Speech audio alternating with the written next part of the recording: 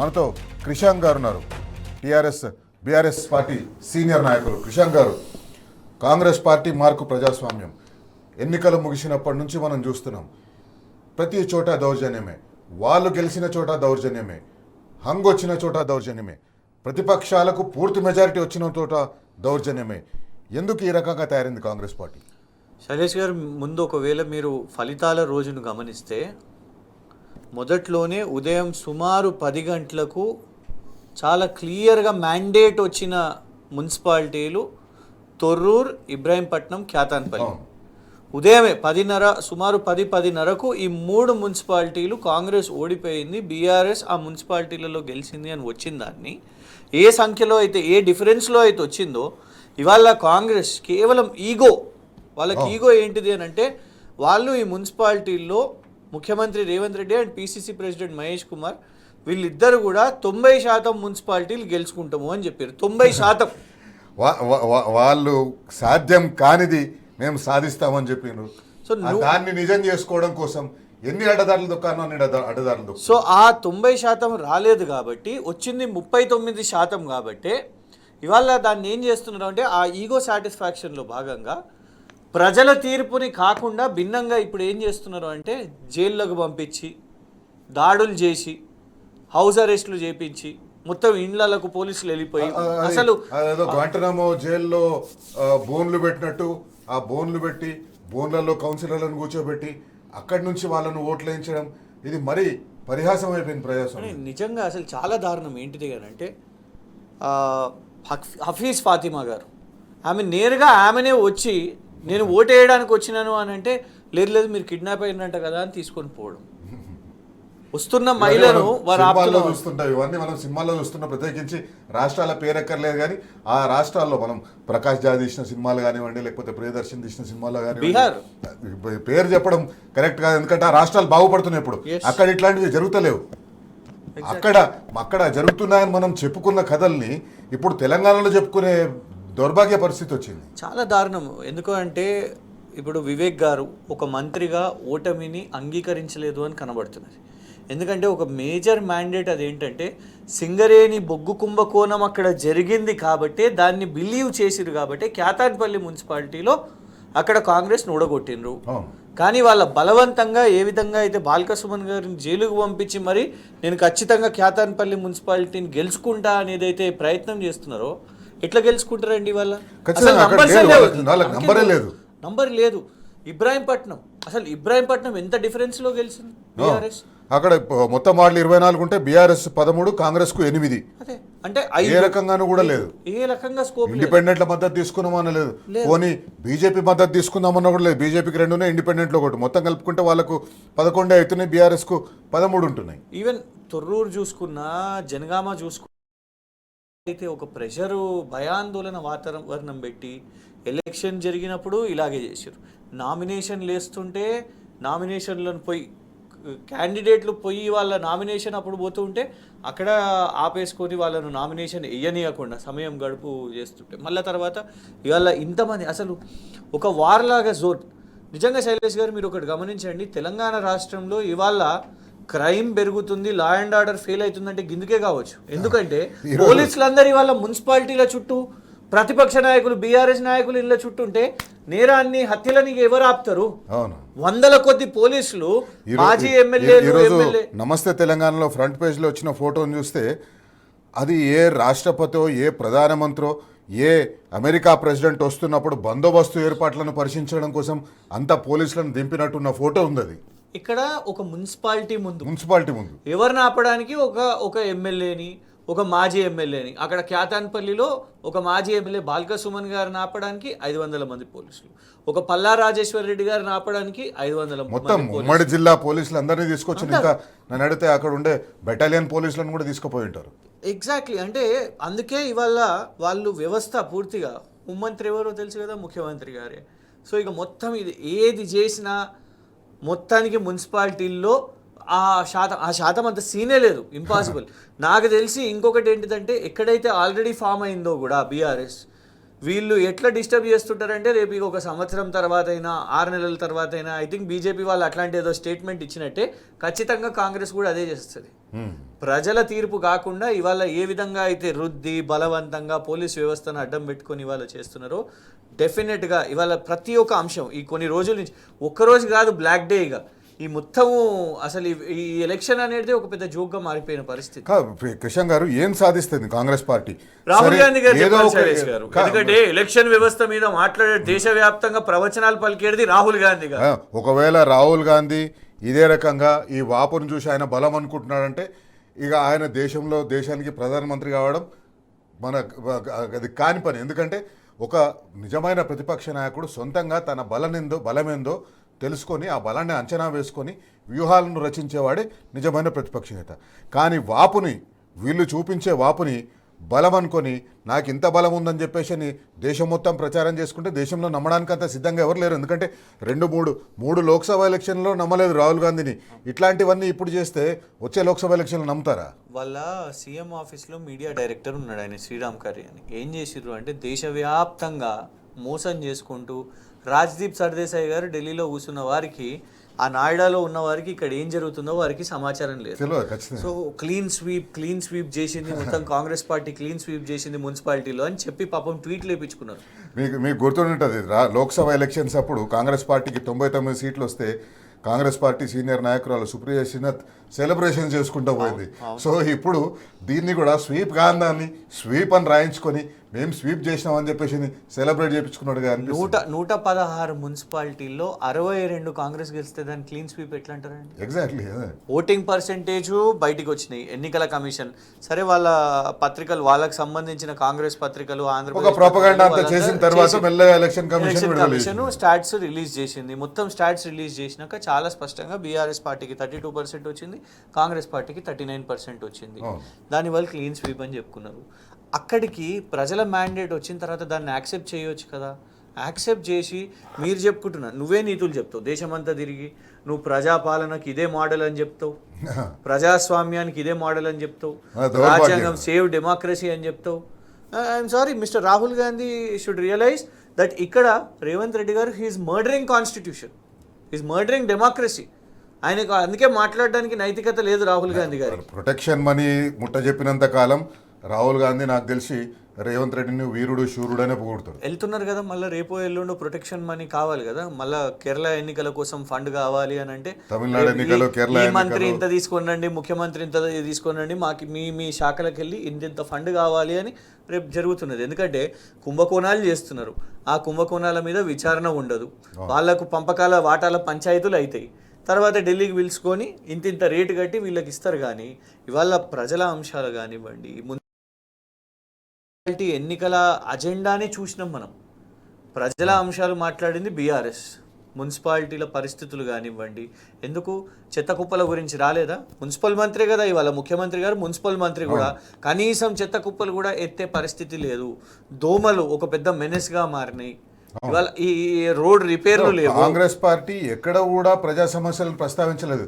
ప్రతిపక్షాల మీద దుమ్మెత్తిపోవడం, ప్రతిపక్ష నాయకుల్ని దూషించడం, ప్రతిపక్ష నాయకుల్ని నోటీసులు ఇప్పించేసి పోలీస్ స్టేషన్ల చుట్టూ తిప్పడం, ఇదే చేసింది. మీరు గమనించండి, ఇప్పుడు సుమన్ గారి మీద కేసులు పెట్టిండ్రు. వాస్తవానికి పోలీస్ ఫోర్స్ ఎవరి దగ్గర ఉన్నది? ఇవాళ ప్రభుత్వం దగ్గరనే ఉన్నది. ఆయన మంత్రి. మరి ఎట్లా ఒక మాజీ ఎమ్మెల్యే, ఆయనకి వాళ్ళ సెక్యూరిటీ లేదు, ఏమీ లేదు, ఆయనే రిటర్న్గా మంత్రి కాన్వాయ్ మీద దాడి చేసిండు. చర్యకు ప్రతి చర్య మీద యాక్షన్ తీసుకుంటున్నారు, ప్రతి చర్య మీద వాళ్ళు చర్య తీసుకుంటున్నారు. కానీ చర్య మీద దాంట్లోనే ఇప్పుడే విషయాలు పెట్టిండ్రు. రేవంత్ రెడ్డి గారి సోదరుడు తిరుపతి రెడ్డి గారు మరి లాఠీ చార్జ్ ముదిరాజ్ సంఘం సోదరుల మీద లాఠీ చార్జ్ అయినప్పుడు మరి తిరుపతి రెడ్డి వారి మీద కూడా కేసులు వేయాలి కదా. మరి వారి మీద ఎందుకు లేదు? ఇవాళ హుటాహుట్న అంటే క్యాతాన్పల్లి మున్సిపాలిటీ కావాలంటే ఆయన జైల్లో ఉంటేనే ఇక క్యాతాన్పల్లి మున్సిపాలిటీ వస్తుంది. అది అంటే సిగ్గుపోయింది శైలేష్ గారు. ఆ రోజు మార్నింగ్ అందరు చర్చించింది ఏంటంటే పొద్దున 10 గంటలకు వివేక్ గారు ఒకవేళ ఇది చూస్తే తెలుసుకోవాలి, పొద్దున 10 గంటలకు అయ్యో మంత్రి వివేక్ ఉన్న చోటు ఓడిపోయినరా అని అందరు రాష్ట్రం మొత్తం మాట్లాడుకునేసరికి ఆయనకి ఎగతాళిగా అయిపోయింది. వివేక్ గారికి ఏమన్నా ఈ క్యాతన్పల్లి గెలుచుకు రాకపోతే నీకు మంత్రి పదవి ఊడిపోతుంది అని చెప్పేసి ముఖ్యమంత్రి బెదిరించిండొచ్చు అంటారా? అంటే ఒకటి హిస్ కాన్స్టిట్యుయెన్సీ వాళ్ళు మొదటిసారి మీరు గమనిస్తే ఎలక్షన్ ఇదే, అవును. ఎందుకంటే సింబల్ మధ్యలో సర్పంచ్ ఎన్నికల్లో సింబల్ లేదు. సో పార్లమెంట్లో ఇక బీఆర్ఎస్ ఖతం అయిపోయింది. రెండు జాతీయ పార్టీలు కూడా ఏం చేసినాయంటే ఓన్లీ తెలంగాణ అంటే కేవలం నరేంద్ర మోదీ, తెలంగాణ అంటే రాహుల్ గాంధీ, తెలంగాణ అంశాలు ఏం లేవు, ఏం లేదు. తెలంగాణ అస్తిత్వం గురించి మాట్లాడడం, వాళ్ళు మేము కేంద్రంలో ఉన్న వాళ్ళం, తెలంగాణకి ఏ బడ్జెట్లు ఏమి ఇచ్చినాం వాళ్ళ చర్చ ఉండదు. మేము తెలంగాణకు గ్యారెంటీలు అని చెప్పినాం, కానీ కొన్ని రోజుల నుంచి మేము గ్యారెంటీల గురించి మాట్లాడితే రెండు జాతీయ పార్టీలు ఇట్లా తీసుకొని పోయినాయి. ఆ తర్వాత జరిగిన ఫస్ట్ ఎలక్షన్ ఇదే. మంత్రి పదవి వచ్చిన తర్వాత ఫస్ట్ ఎలక్షన్ ఇదే. మంత్రి పదవి వచ్చినా కూడా ప్రజలు నిన్ను తిరస్కరించిండ్రు, నిన్ను యాక్సెప్ట్ చేయలేదు ఆ మున్సిపాలిటీలో అని అంటే అది ఆయనకు బాగా షేమ్గా ఫీల్ అయ్యిండు.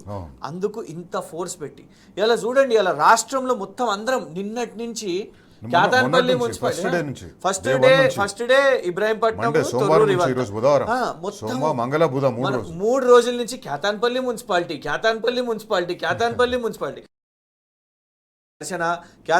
మున్సిపాలిటీ దగ్గర బాల్క సుమన్ గారిని కౌన్సిలర్ నేను ఇంకోటి మర్చిపోయినా, అక్కడ భద్రాచలంకి పోయి కౌన్సిలర్లను పని కట్టుకొని కౌన్సిలర్లను భద్రాచలంలో అక్కడ శ్రీరాముల వారి గుడిలో దర్శనం చేసుకుంటుంటే అక్కడ రేడ్ చేసే ప్రయత్నం, మళ్ళా తర్వాత కాన్వాయ్లను చేస్ చేసే ప్రయత్నం, మళ్ళా ఇక్కడికి వచ్చి వారిని అరెస్ట్ చేసే ప్రయత్నం, బాల్క సుమన్ గారిని ఆపే ప్రయత్నం, ఇవాళ ఏకంగా బాల్క సుమన్ గారిని అరెస్ట్.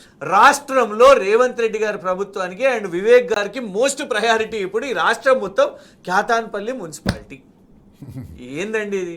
116 మున్సిపాలిటీలలో ఒక్క మున్సిపాలిటీ ఒక మంత్రి ఓడిపోయిండు అనేసరికి ఎంత అయిపోయింది? మీరు రియాలిటీని ఒప్పుకోండి. 116లో మీరు గెలుచుకున్నది 62 మాత్రమే. ఇక్కడ 54 మీరు ఓడగొట్టారు, మిమ్మల్ని తిరస్కరించారు. క్యాతన్పల్లి మీద ఇంత డిస్కషన్ ఎందుకు జరుగుతుందంటే ఇక్కడ ఒక విషయాన్ని మీరు గుర్తుపెట్టుకోవాలి.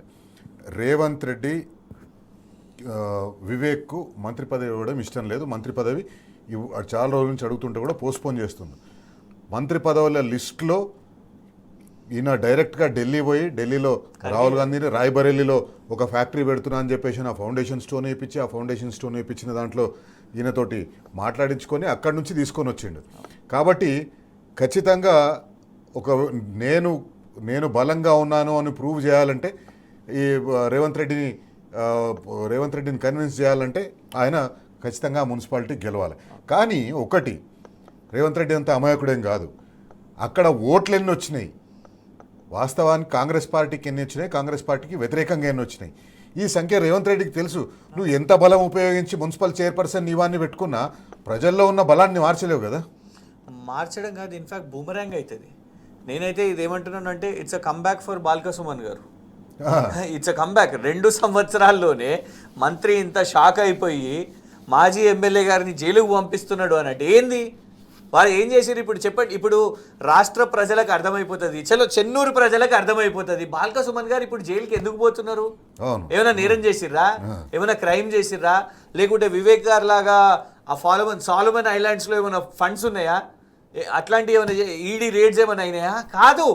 బాల్క సుమన్ గారు అక్కడ గెలుచుకున్న ప్రజలు ఓట్లేసిన మున్సిపాలిటీ కౌన్సిలర్లను కాపాడుకునే ఈ మార్గంలో, ఆ యుద్ధంలో, ఆ పోరాటంలో ఇవాళ కాంగ్రెస్ ప్రభుత్వం ఆయన జైలుకు పంపిస్తున్నది. ఇది సెల్ఫ్ గోల్ కాదా శైలజ్ గారు? ఇది క్యాతన్పల్లి మున్సిపాలిటీలో మొత్తం వార్డుల సంఖ్య 22. బీఆర్ఎస్కు 10 వచ్చినాయి, సిపిఐకి 4 వచ్చినాయి, కాంగ్రెస్కు 7, ఇండిపెండెంట్లు 1. మొత్తం చూసుకున్నట్టుంటే 10 + 4 సిపిఐ మద్దతు ఇస్తుంది కాబట్టి 14. ఏ రకంగా చూసినా కూడా కాంగ్రెస్ పార్టీకి ఆ సంఖ్య హాఫ్వే మార్క్ 11 దాటే అవకాశం లేదు. బాల్కా సుమన్ గారిని జైలుకు పంపించి ఆయన అక్కడ కౌన్సిలర్లని, బీఆర్ఎస్ కౌన్సిలర్లని, సిపిఐ కౌన్సిలర్లని ఆర్గనైజ్ చేస్తున్నాడు కాబట్టి ఆయనను జైలుకు పంపిస్తే ఎట్లయినా సిపిఐలో కానీ బీఆర్ఎస్లో కానీ చీలిక తీసుకురావచ్చు. ఒక 4 నా వైపు తిప్పుకుంటే ఈ చైర్పర్సన్ పదవి కాంగ్రెస్ పార్టీకి వస్తుందని ఆయన ఒక కుట్ర చేస్తున్నాడు. బాల్కా సుమన్ని జైలుకు పంపించి ఆయన అక్కడ లేకుండా చూసి, ఒక ఆర్గనైజ్ చేసే వ్యక్తి లేకుండా చూసి దీన్ని కొట్టేయాలని చూస్తున్నాడు. అడ్డదారిలో మున్సిపల్ చైర్పర్సన్ల పదవిని దక్కించుకో చూస్తున్న కాంగ్రెస్ పార్టీని ఇదేనా మీరు ప్రవచిస్తున్న ప్రజాస్వామ్యం అని బరాబర్ అడుగుదాం. బ్రేక్కు వెళ్లే ముందు క్యాతన్పల్లి మున్సిపాలిటీ గురించి మీకు చూపించిన ఇప్పుడు ఇబ్రాహీంపట్నం మున్సిపాలిటీలో పరిస్థితి ఎట్లా ఉందో చూద్దాం. ఇబ్రాహీంపట్నంలో కూడా ఇదే రకమైన దౌర్జన్యం. ఎందుకంటే ఇబ్రాహీంపట్నం ఎమ్మెల్యే మల్రెడ్డి రంగారెడ్డి తనకు రంగారెడ్డి జిల్లా కోటాలో మంత్రి పదవి కావాలని ఆశిస్తున్నాడు. మున్సిపాలిటీనే గెలవని వాడికి నీకు మంత్రి పదవి ఎట్లా వస్తుందని ముఖ్యమంత్రి ప్రశ్నిస్తాడని అనుకుంటా మల్లెడ్డి రంగారెడ్డి కూడా దీన్ని చాలా ప్రెస్టీజియస్గా తీసుకున్నారు. మొత్తం వార్డులు 24 ఉంటే బీఆర్ఎస్కు 13 వచ్చినాయి. అంటే 13 స్పష్టంగా more than 1 half way mark ఒకటి వచ్చింది. కాంగ్రెస్కు 8, బీజేపీకి 2, ఇండిపెండెంట్లు 1. ఏ రకంగా బీఆర్ఎస్ వ్యతిరేక పక్షాలన్నీ కలిసినా కూడా ఆ హాఫ్ వే మార్క్ దాటలేదు, సగం దాటలేదు. అయినా కూడా అక్కడ పోలీసులను ఉపయోగించి వందలాది మంది పోలీసులను, మొత్తం రాచకొండ కమిషనరేట్లున్న పోలీసులు అందరూ అక్కడనే ఉన్నట్టుగా అనిపిస్తుంది.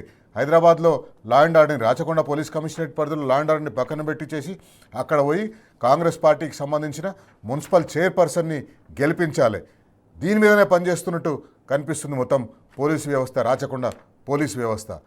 ఇబ్రాహీంపట్నంలో ఇది పరిస్థితి. క్రిషాంక్ గారు, హంగ్ పక్కన పెట్టేసేయండి. హంగుని వాళ్ళు కోరుకున్నారు, వాళ్ళు బేరసారాలు చేసిండ్రు, భయభ్రాంతులకు గురి చేసిండ్రు, కౌన్సిలర్లను బెదిరించిండ్రు, కౌన్సిలర్లను కొన్నారు, ఏం చేసిండ్రో వాళ్ళు చేసిండ్రు, అది వాళ్ళ ఖాతాలో వేసుకున్నారు.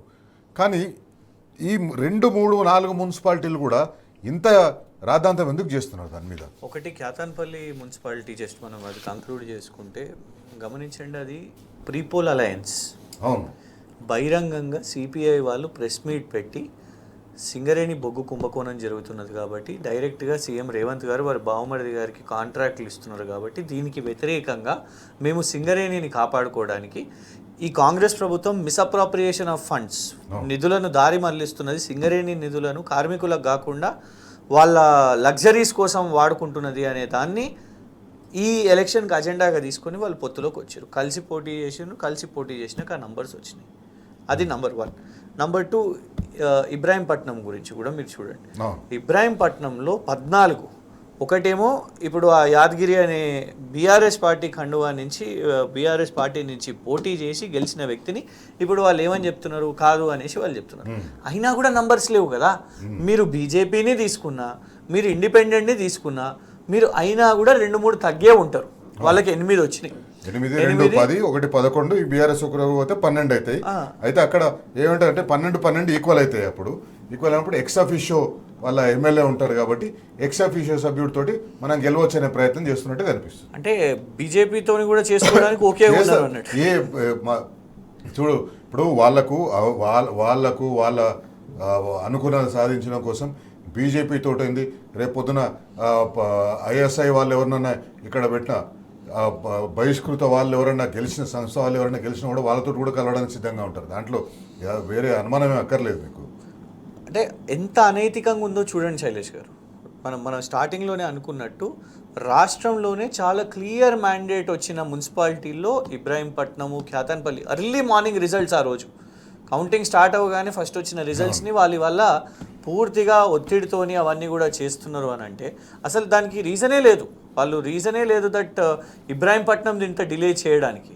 అంత చాలా క్లియర్ మ్యాండేట్ ఉంది అక్కడ, కౌన్సిలర్లు ఉన్నారు. అంటే ఎందుకు ఈ టైం ఫ్రేమ్ తీసుకుంటున్నారు? హార్స్ ట్రేడింగ్ చేయడానికి. అయితే డబ్బులతోని లేదు, డబ్బులతో లొంగుతలేరు బీఆర్ఎస్ వాళ్ళు, డబ్బులతో లొంగుతలేరు. అందుకే ఏం చేస్తున్నారు, కుటుంబ సభ్యులను బెదిరించుడు, వాళ్ళని బెదిరించుడు, మీ మీద కేసులు వేస్తామని చెప్పుడు, వాళ్ళని కిడ్నాప్లు చేసుడు, అవన్నీ కూడా. ఒక విజువల్ వచ్చినాయి మనకు నిన్న, ఐ థింక్ జనగామదో ఇంకెక్కడదో ఒక మున్సిపాలిటీ, ఒక ఇండిపెండెంట్ మహిళ ఆమె కూర్చొని, ఆమె ఓటింగ్ దగ్గర, జనగామదే కదా, ఆమె లేచి బీఆర్ఎస్కి అని చూపెడుతుంటే లిటరలీ కనీసము అసలు ఆయనకు కొంచెం కూడా విఘ్నత లేకుండా ఒక మహిళ చేయి పట్టుకుంటున్నా అని కూడా తెలియకుండా పోయి ఆ చేయిని, ఎంత మూర్ఖంగా అనిపించింది అది అనంటే. డిస్రెస్పెక్ట్ఫుల్ టువర్డ్స్ అ ఉమెన్ కదా, ఫిజికల్గా నువ్వు అట్లా చేయడం కూడా కరెక్ట్ కాదు. అక్కడనే ఒక ఎలక్టెడ్ రిప్రజెంటేటివ్ ఆమె చెయ్యి ఎత్తి, నేను జనగామలో బీఆర్ఎస్ మున్సిపాలిటీ అక్కడ సపోర్ట్ చేస్తున్నా అని చెయ్యి ఎత్తితే కాంగ్రెస్ ఆయన లిటరల్లీ ఈ అక్కడికి ఓటింగ్ దాంట్లోకి, ఆ ఇండిపెండెంట్ దాంట్లోకి దుంకి 2-3 అక్కడ ఫిజికల్గా బెదిరించి ఆమె చెయ్యిని ఫిజికల్గా ట్విస్ట్ చేసి కేసు కావద్దా దాని మీద? ఇక్కడ అసలు సంబంధం లేకపోతేనే 6 సెక్షన్లు, రైటింగ్, వయలెన్స్, దాడి, అమ్మో బాల్కసుమన్ గారి మీద ఇవన్నీ కేసులు వేసిరు కదా. మరి నువ్వు ఫిజికల్గా ఒక ఎలక్టెడ్ రిప్రజెంటేటివ్ మీద, ఒక మహిళ మీద చేస్తే గ్రీవస్ హర్ట్ అనో ఏదో సెక్షన్స్ వేయవచ్చు, ఎందుకు వేస్తలేరు మరి? బాహాటంగా ఇవాళ అందుకే ఉట్టిగా అనలేదు. కెప్టెన్ అమరీందర్ సింగ్ గారు ఒక మాట అన్నారు, పంజాబ్ మాజీ ముఖ్యమంత్రి గారు. ఇక్కడ తెలంగాణలో గాంధీ భవన్లో గాడ్సే దూరిండు అని, ఈ గాంధీల పార్టీ సర్వనాశనం, ఆయన రాహుల్ గాంధీ బంద్ చేయాలి నీతులు చెప్పుడు, అసలైన గాడ్సే పనులేందో మనము ఒక 3-4 రోజుల నుంచి తెలంగాణ రాష్ట్రంలో చూస్తున్నాం, అన్ని మున్సిపాలిటీల్లో చూస్తున్నాం. అయితే ఈరోజు మంత్రి వివేక్ గారు సాయంత్రం ఒక ప్రెస్ కాన్ఫరెన్స్ పెట్టిండ్రు. ఆ ప్రెస్ కాన్ఫరెన్స్లో క్యాతనపల్లి మున్సిపాలిటీలో ఏం జరుగుతుంది, ఎందుకు జరుగుతుంది, బాల్కా సుమన్ మొత్తం అక్కడ అరాచకం సృష్టిస్తున్నాడు, బాల్కా సుమనే దాడి చేసిండు, బాల్కా సుమన్ గుండాలను తీసుకొచ్చిండు అని అనేక విమర్శలు చేసిండు. కానీ ఒక్క విషయం చెప్తలేడు అక్కడ. వాళ్ళ సంఖ్య ఎంత, వాళ్ళ బలం ఎంత. ఒక ప్రతిపక్ష పార్టీకి, ఒక పార్టీకి వాళ్ళకు మున్సిపల్ చైర్పర్సన్ కావాల్సినంత బలం ఉన్నా కూడా వాళ్ళు దాడులు ఎందుకు చేస్తారు? వాళ్ళు మీటింగ్ జరగకుండా ఎందుకు ప్రయత్నం చేస్తారు? మీటింగ్ జరగకుండా ఎందుకు అడ్డుకుంటారు? మాకు 7 మంది వచ్చిండ్రు, వాళ్ళ దగ్గర 14 మంది ఉన్నారు కాబట్టి వాళ్ళు దౌర్జన్యం చేస్తున్నారు అంటారు. 14 మంది ఎట్లయినా ఖచ్చితంగా వాళ్ళే గెలుస్తారు కదా, వాళ్ళకి దౌర్జన్యం చేసే అవకాశం ఉంటుంది. మీరు దౌర్జన్యం చేసేటట్టుగా రెచ్చగొట్టి, వాళ్ళు దాడులు చేసేటట్టుగా మీరు రెచ్చగొట్టి, వాళ్ళు ప్రతిచర్య తీసుకుంటే, అంటే మీరు చేసిన దానికి వాళ్ళు రియాక్ట్ అయితే మీరు రెచ్చగొట్టిండ్రు, వాళ్ళు రియాక్ట్ కావాలనే రెచ్చగొట్టిండ్రు. వాళ్ళు ఏదో దాడి చేస్తే ఆ జైల్లో పెట్టిండ్రు. ఇదేనా? మంత్రి వివేక్ గారు, మీరు ఒకసారి ఆలోచించుకోండి. మీ కిరీటం ఏం పడిపోదు. మీరు క్యాతన్పల్లి మున్సిపల్ చైర్పర్సన్ మీకు దక్కనంత మాత్రాన మీ కిరీటం ఏం పడిపోదు. దయచేసి ప్రజాస్వామ్యం మీద గౌరవంతోనైనా మీరు విడ్రా కండి. మీరు ఖచ్చితంగా చెప్పండి, ప్రజాస్వామ్యాన్ని కాపాడుతూ మీకు కూడా మంచి పేరు వస్తుంది. ప్రజాస్వామ్యాన్ని కాపాడిండు వివేక్ గారు. ఖచ్చితంగా నిజంగా సంఖ్యాబలం తనకు లేదు కాబట్టి ఆయన పక్కకు తప్పుకున్నాడని చెప్పేసి చెప్తే మీ ఖ్యాతి కూడా ఇనుమడింపు అవుతుంది, మీ ఖ్యాతి కూడా రెట్టింపు అవుతుంది. కాబట్టి దయచేసి మీరు అది చేయకండి. కిషన్ గారు, ఇప్పుడు కాంగ్రెస్ పార్టీ ప్రజాస్వామ్యాన్ని కూనీ చేయడం, మీరు రాహుల్ గాంధీని చూస్తూనే ఉంటారు.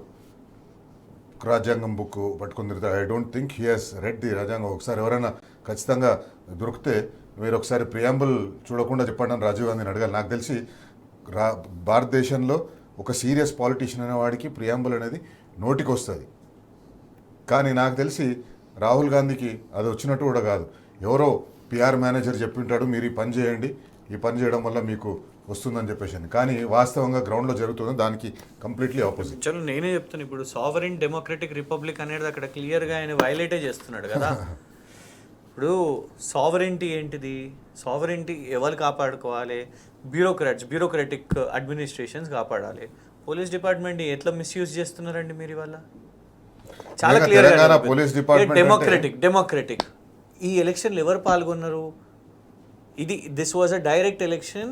ఎక్కడైతే ప్రజలు వాళ్ళు ఓట్లు వేసి కొన్ని లక్షల మంది ఓట్లు వేసారు కదా, మనకు ఓటింగ్ ప్యాటర్న్ కూడా వచ్చింది. మనకు ఇన్ని లక్షల మంది పాల్గొన్నారు. ఈ లోకల్ సెల్ఫ్ గవర్నెన్స్ అనేది రాజీవ్ గాంధీ గారి కళ. ఆయననే తీసుకొచ్చిండు ఈ బిల్స్ ని. 3 tier Panchayat Raj elections, 3 tier local self governance తీసుకొచ్చింది.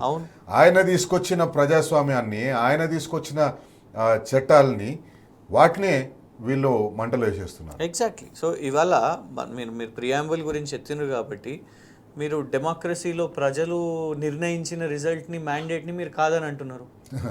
సో అది చాలా స్పష్టంగా రిపబ్లిక్ ఏంటిది? నువ్వు కాన్స్టిట్యూషనల్ వాల్యూస్ని కాపాడాలి. కాన్స్టిట్యూషన్ అంటే అల్టిమేట్గా ఎలక్టెడ్ రిప్రజెంటేటివ్స్ వాళ్ళు ఒకటి చూస్ చేసుకుంటున్నారు. వీళ్ళు ఏం చేసినారు అసలు డే 1 నుంచి మీరు గమనించండి. ఇదంతా కూడా ఈ తతంగం రాష్ట్ర స్థాయి నుంచి కింద మున్సిపాలిటీస్కి అదే పాకుతున్నది. This whole election of municipalities వీరు ఫస్ట్ 2 రోజులే టైం ఇచ్చారు. అనౌన్స్ చేసిన తర్వాత 2-3 రోజుల టైం ఇచ్చేసి నామినేషన్స్ అన్నారు. ఇటు నోటిఫికేషన్ పడగానే ఫస్ట్ ఏం చేసిర్రు? సిట్ విచారణలు మొదలుపెట్టారు. పోలీసు యంత్రాంగాన్ని ఉపయోగించుకొని హరీష్ రావు గారిని, కేటీఆర్ గారిని, కేసీఆర్ గారిని ఇట్లా ఎక్కడ మున్సిపాలిటీలకు సంబంధించిన సమస్యలు వీళ్ళు లేవనెత్తుతారో, ఎక్కడ పోయి ప్రచారం చేసి మేము 2 సంవత్సరాలుగా, కాంగ్రెస్ పార్టీ 2 సంవత్సరాలుగా ఏమీ చేయలేని విషయాలు ప్రజలు ప్రత్యక్షంగా చూసినా ప్రజలకు వీళ్ళు పోయి చెప్పడం వల్ల దానికి మరింత బలం చేకూరుతుంది. ఎక్కడ మున్సిపాలిటీ ఎన్నికల్లో తాము ఓడిపోతామో అని ఆ మున్సిపల్ ఎన్నికల కేసీఆర్ గారికి కానీ, కేటీఆర్ గారు కానీ, హరీష్ రావు గారికి కానీ, సంతోష్ రావు గారు వీళ్ళందరికీ కూడా సిట్ అట నోటీసులు ఇప్పించి వాళ్ళని అక్కడ పోకుండా ఉండే ప్రయత్నం చేసిండ్రు. కాంగ్రెస్ పార్టీని బరాబర్ అడుగుదాం, ముఖ్యమంత్రి రేవంత్ రెడ్డిని బరాబర్ అడుగుదాం, సోనియా గాంధీని, రాహుల్ గాంధీని, మల్లికార్జున్ ఖర్గేని వీళ్ళందరినీ బరాబర్ అడుగుదాం. ఇదేనా మీరు పాటిస్తున్న ప్రజాస్వామ్యం? ఇదేనా మీరు ప్రజలకు ఇస్తామన్న ప్రజాస్వామ్యం? బరాబర్ అడుగుదాం. ఈరోజు కేతన్పల్లిలో జరిగిన ఇన్సిడెంట్ల మీద కేతన్పల్లిలో బల్గా సుమన్ని అరెస్ట్ చేయడం, అక్కడ బీఆర్ఎస్ పార్టీ కార్యకర్తల్ని అరెస్ట్ చేయడం బీఆర్ఎస్ పార్టీ ఖండించింది. ఒకసారి బీఆర్ఎస్ పార్టీ నాయకులు ఏమన్నారో చూద్దాం. 16వ తారీఖు నాడు ఎన్నికల సందర్భంగా మరి 22 కౌన్సిలర్లు ఉంటే కేతన్పల్లిలో 22 వార్డులలో మరి అలయన్స్ తోని బీఆర్ఎస్ పార్టీ, సిపిఐ పార్టీ కలిసి పోటీ చేస్తే 14 సీట్లు, అంటే బీఆర్ఎస్ సిపిఐ కలిసి 14 సీట్లు కైవసం చేసుకుంటే 22లో కాంగ్రెస్ పార్టీ 7 సీట్లు దక్కించుకుంది. అందులో ఒక క్యాండిడేట్ ఇండిపెండెంట్ గా ఉన్నారు. ఇట్లాంటి సందర్భంలో ఖచ్చితంగా బీఆర్ఎస్ పార్టీ చైర్పర్సన్ ని కైవసం చేసుకునే అవకాశం ఉంది కనుక స్వయంగా స్థానిక ఎమ్మెల్యే గారు, మంత్రి గారు, వివేక్ గారు ఎక్స్ అఫిషియో మెంబర్ గా ఆ ఎన్నికకు అటెండ్ అవ్వడమే కాకుండా అక్కడ ఎంపీ గారు కూడా ఆ ఎక్స్ అఫిషియో మెంబర్ గా వారు కూడా ఎన్నికల సమావేశానికి వారు కూడా హాజరైనారు. వారి సమక్షంలోనే బాజాబ్తా మంత్రి గారి సమక్షంలోనే కాంగ్రెస్ పార్టీకి సంబంధించిన కౌన్సిలర్లు, ఇండిపెండెంట్ గా గెలిచిన గుర్రం శ్రీనివాస్ అనే కౌన్సిలరు మహిళా కౌన్సిలర్ల మీద దాడి చేయడమే కాకుండా మున్ని అనే కౌన్సిలర్ ని, సిపిఐ పార్టీ నుంచి గెలిచిన కౌన్సిలర్ ని చైర్తో పాటు ఎత్తుకెళ్లడానికి ప్రయత్నం చేసినారు.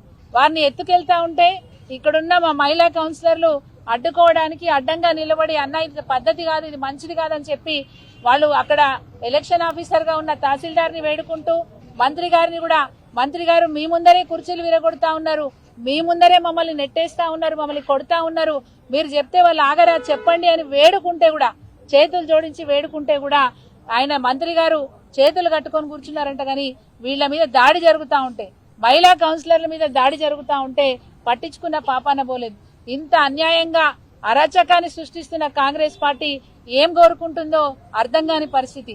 నిన్న ప్రమాణ స్వీకారం చేశారు, మధ్యలో వాష్రూమ్ అని బ్రేక్ ఇచ్చేసి వాళ్ళ రాక్షస పాలన అంటే అదొక రాక్షస పాలనే. ఇక అది ఎంపీ ఉన్నారు, వివేక్ సార్ ఉన్నారు, వంశీ సార్ ఉన్నారు, ఎంఆర్ఓ సార్ ఉన్నారు, వాళ్ళందరి ముందర మమ్మల్ని ఎంత అవమానం అంటది. ఇక అది రాక్షస. మేము అక్కడ మున్సిపాలిటీ ఆఫీస్ లో ఉన్నామా లేదంటే ఎక్కడన్నా అడవిలో ఉన్నామా అన్నట్టుగా బిహేవ్ చేసిండ్రు. రైట్, క్రిషాంక్ గారు, చాలా ఘోరంగా కనిపిస్తుంది పరిస్థితి.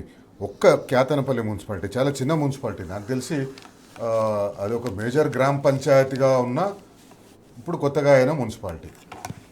అట్లాంటి దాంట్లో వాళ్ళు ఈ రకంగా చేస్తున్నారంటే ఒక రకంగా వీళ్ళు ఇదేదో ఒక లోక్సభ ఎన్నిక అయితే అన్నా ఏమని అనుకోవచ్చు, లేదా ఒక శాసనసభ ఎన్నిక అయినా ఏదో అనుకోవచ్చు. కాంగ్రెస్ పార్టీ నిజంగా అన్నీ విడిచిపెట్టేసినట్టు కనిపిస్తుంది.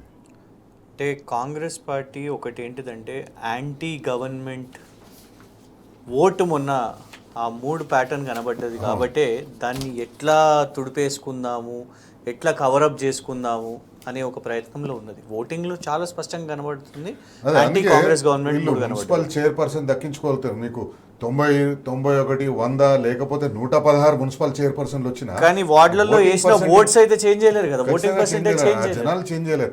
2 సంవత్సరాల కాంగ్రెస్ పాలన జరిగిన తర్వాత, 2 సంవత్సరాలు మాత్రమే కాంగ్రెస్ పాలన జరిగిన తర్వాత ఆ లెవెల్లో ప్రతిపక్ష పార్టీకి ఓట్లు వేసినంటే నార్మల్గా స్థానిక సంస్థల ఎన్నికల్లో కాంగ్రెస్ పార్టీ నాయకులు అక్కడ ఏరియాలో ఉంటారు, కాంగ్రెస్ పార్టీకి సంబంధించిన ఎమ్మెల్యే ఉంటారు కాబట్టి వాళ్లకు వీళ్ళని గెలిపించుకుంటే ఏదైనా పనులు జరుగుతాయి, రేపు పొద్దున ఎమ్మెల్యే దగ్గర పోవచ్చు, ప్రతిపక్ష పార్టీ కౌన్సిలర్ ఉంటే ఈయన మళ్ళీ ఎమ్మెల్యే దగ్గర పోలేడు అని అయిష్టంగా అయినా ఓట్లేసి ఉంటారు అక్కడ.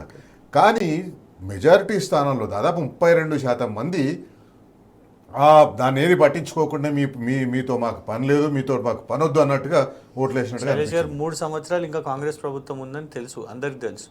అయినా కూడా 720 వార్డులలో, ఇంకా స్పెసిఫిక్గా చెప్పాలంటే 54 మున్సిపాలిటీలలో రేవంత్ ప్రభుత్వాన్ని తిరస్కరించేసారు. They have rejected.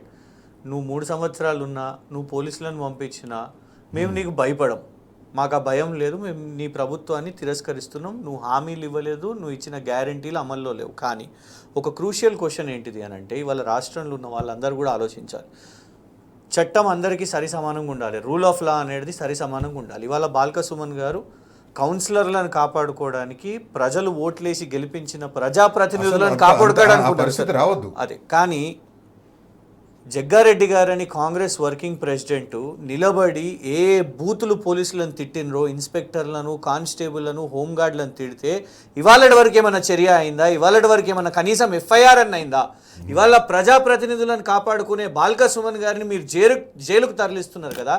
మరి జగ్గారెడ్డి అనే వ్యక్తి పోలీసులను నేరుగా నిలబడి ఏ బూతులు అయితే, మనం ఇవాళ సభ్య సమాజంలో ఒక టీవీలో మాట్లాడలేని బూతులను, పోలీసులను తిడితే ఎఫ్ఐఆర్ చేయలేని ఈ ప్రభుత్వం, ఆ ఐపీఎస్ అధికారులు సమాధానం చెప్పాలి, మాకు కాదు. ఆ ఇన్స్పెక్టర్లకు, ఆ కానిస్టేబుల్లకు, హోంగార్డులకు ఐపీఎస్ అధికారులు సమాధానం చెప్పాలి. వందల మంది, వేల మంది పోలీసులను పెట్టి ఇవాళ ఒక బాల్క సుమన్ గారిని అరెస్ట్ చేయడం కాదు. జగ్గారెడ్డి తిట్టినప్పుడు ఐపీఎస్ అధికారుల రోషం ఎక్కడ పోయింది? లెటర్లు రాస్తారు కదా, ఖండిస్తారు కదా. మరి పాపం కింది స్థాయి వాళ్ళ ఆఫీసర్ల మీద ఇట్లాంటివి తిడితే, గచ్చిబౌలిలో హబీబుల్లా ఖాన్ అనే ఒక సిఐని కేవలం ఆయన పొంగులేటి శ్రీనివాసరెడ్డి గారు అబ్బాయి కబ్జా చేసిండు కాబట్టి ఎఫ్ఐఆర్ చేస్తే ఆయనని ఇమీడియట్ గా ట్రాన్స్ఫర్ చేసేస్తారు. ఆనాడు ఐపీఎస్ అధికారులు మాట్లాడలేదు, ఎవరు మాట్లాడలేదు, ఒక్కరు కూడా సపోర్ట్ చేయలేదు.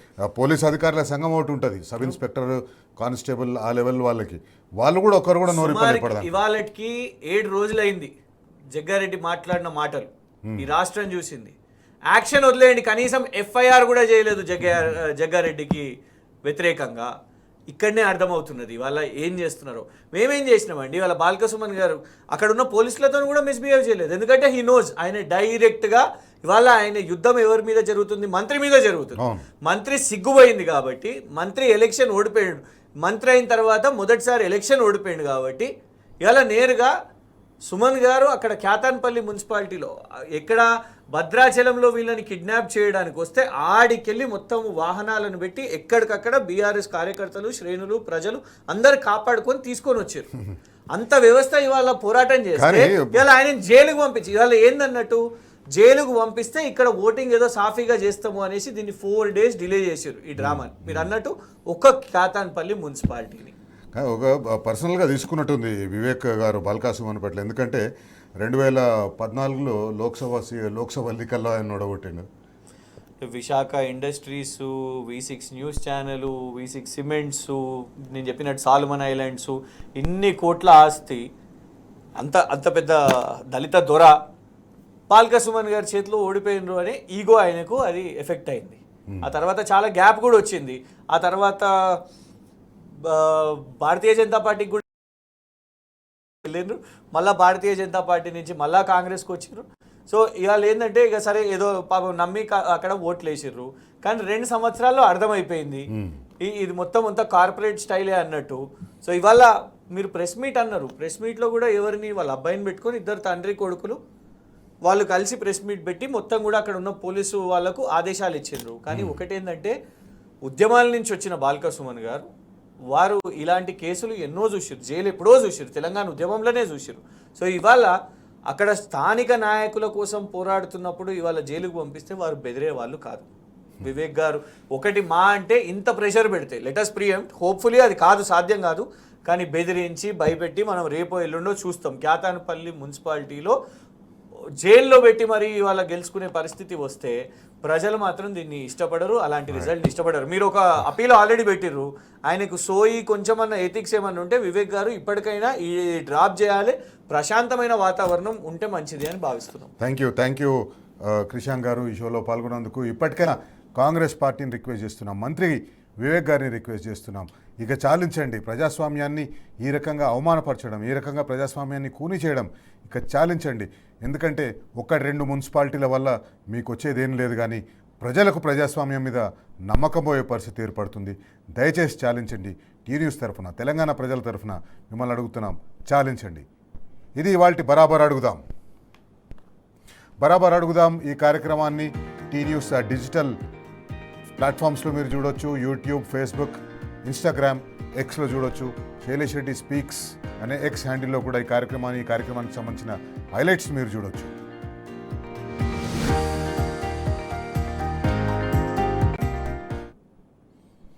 Thank you for watching. బరాబర్ అడుగుదాం. రేపు మరొక అంశంతో మీ ముందుకు వస్తాను. అంతవరకు సెలవు. నమస్తే. జై Telangana. Stay tune to T news.